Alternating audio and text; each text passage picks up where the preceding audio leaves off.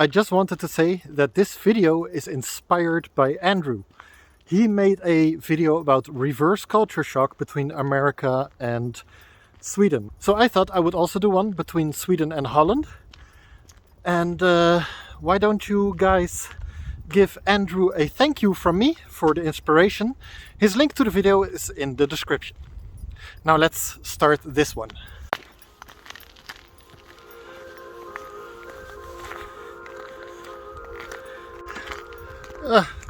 The roads are slippery. I'm risking my life out here walking. In the summer of 2022, me and Lee Hao took a nice trip through Europe. And one of our stops was in Holland. Now, this was the first time in 10 years that I was back in Holland. Let's talk about the things that surprised me while I was back in Holland after 10 years of not visiting the country I came from. I was only there for 3 days. 2 nights, 3 days. And then we left again to continue our way down to the south during our trip. But in those 3 days, I did notice a couple of things. We had to go grocery shopping, for instance. And I went to a store that all Dutch people know, Albert Heijn. And compared with stores here in Sweden, Albert Heijn is very luxurious. Yeah, it feels like a very luxurious store. I know that Albert Heijn usually is a little bit luxurious compared to other stores, even in Holland, but it's like, it kind of felt like I went into a rich people's store. Like, all the materials were nice, they had a nice floor in there, it was all taken care of. It looked like it's the difference of going to somebody that lives in an apartment, and which would be the Swedish stores, and then going to somebody that lives in a newly built house, which would be Albert Heijn. It was interesting. I heard people say this before, that is actually a thing, but yeah, seeing it with my own eyes was quite surprising. I guess Albert Heijn and Dutch people are good at making a normal shopping experience feel a little bit more luxurious than here in Sweden. Now, the second thing would be the amount of stuff that you can buy in a supermarket.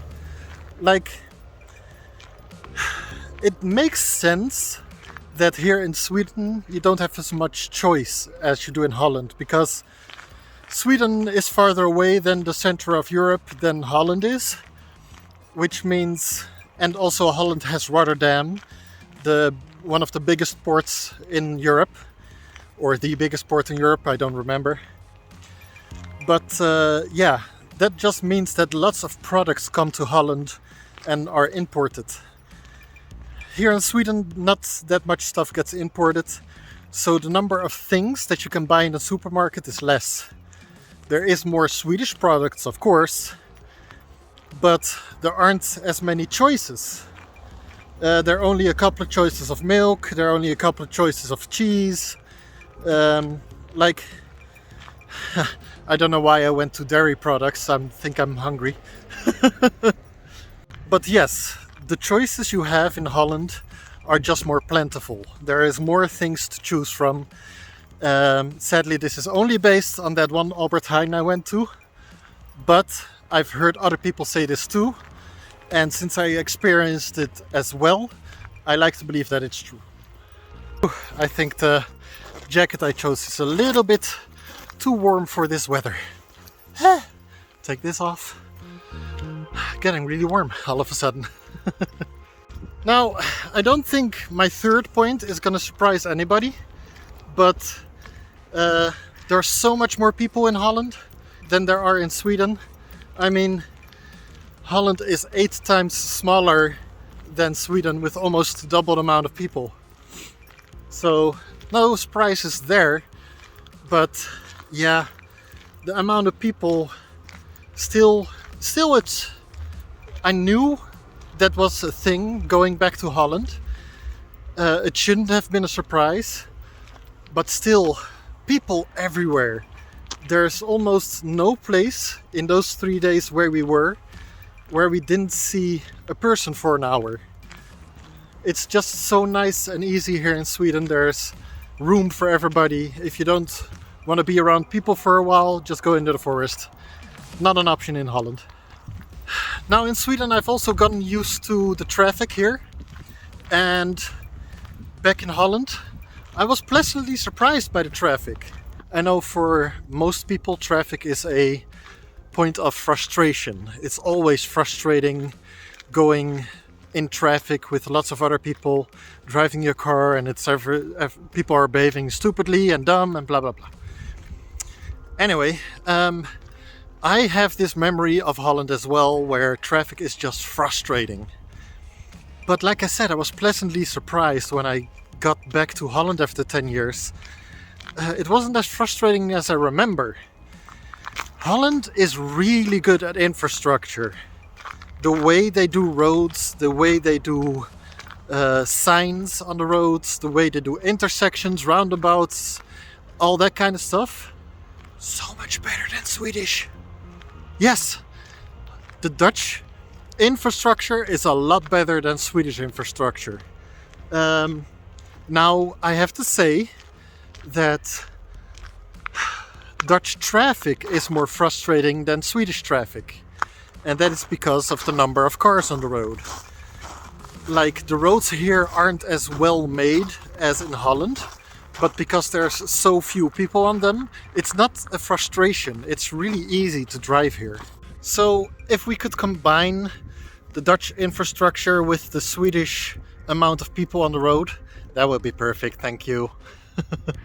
Now, another thing that shouldn't have been a surprise, but still was a surprise, was that Holland is flat. I mean, the Netherlands is flat. I mean, such a surprise, right? I should have known. But still, after 10 years, driving through the Netherlands, it was like, you could see everything. You could just look ahead and see everything. There were no trees in the way like this. There were no hills, there were no mountains. You could just look towards where you're going and see where you're going. And I don't know if that's a good or a bad thing, it's just a thing. And I thought it was interesting. It was sometimes, like here in Sweden, if you go to the south of Sweden, you get that a little bit too, where there's lots of fields and you can see far. But it's not the same, because those Swedish fields are still kind of rolling hills, but Dutch fields, it's so flat. And after 10 years, I know I should have remembered this, and I did remember this. I told Lee how it's going to be flat when we get there, but actually seeing it again, it was a weird experience. Yeah, I don't know. It was just a thing. It's 10 years makes you have a different view on life, and 10 years has you remember things differently than when you were there last. So yeah, I hope you found this list interesting. I thought it was interesting when I was back in Holland. So thank you for watching. Don't forget to subscribe, and I'll see you all in the next episode. Bye! YouTube says you might enjoy this video. Go ahead and give it a try.